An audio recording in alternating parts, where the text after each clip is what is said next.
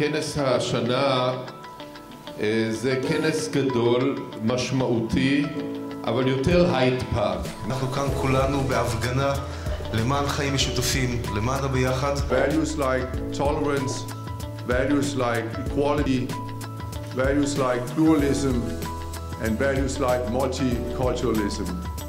אנו פועלים לשלב בשיח גברים ונשים, רבנים ורבניות, חרדים וחרדיות בבניית הסכמות ובקידום נושאים משותפים. יש לנו לא מעט. מה שיותר חשוב לפוליטיקאים הערבים בישראל היה מה שהם ראו בתור צדק, ומה שאני אקרא הזכות והיכולת לבטא את הנרטיב שלהם שהוא שונה מהנרטיב המרכזי, המיינסטרים הציוני שאני גדלתי עליו. But I think it's also high time that we mainstream these kind of activities via educational policy into the standard curricula of the schools and with election times. And I think it's the right time to raise this topic. איך אנחנו לוקחים את היחסים בין 20% מתושבי המדינה לבין כל השאר והופכים אותם למשהו יותר נורמלי? ישראל היא מדינת העם היהודי כשכל אזרחיה הם אזרחים שווי זכויות. אנחנו מאמינים במגילת העצמאות.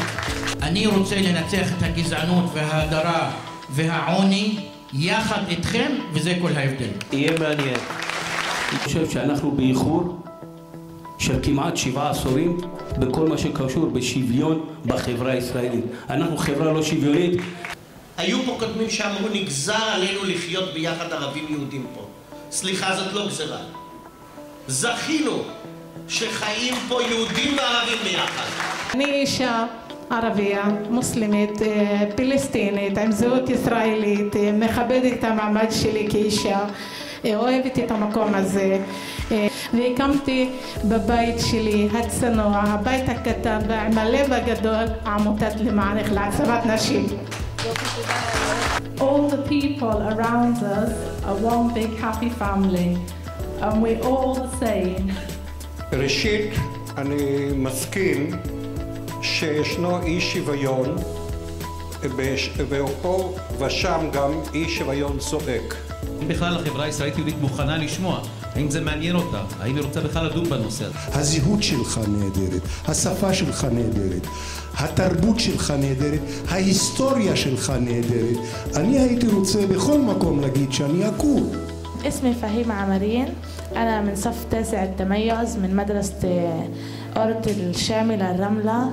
אם אנחנו גם נעשה פעילויות אחרי הבית ספר, אחרי צהריים, שנהיה אחד שיקבל את השני ולהיות פעילויות ממש שיתנו לנו מסר ולהיות כאילו ערבים ויהודים שיש שלום ביניהם. המסר הוא מפגשים, זה תהליך, זה לוקח זמן, צריך לעבוד עם הורים, תלמידים וכו', אפשר לעשות את זה.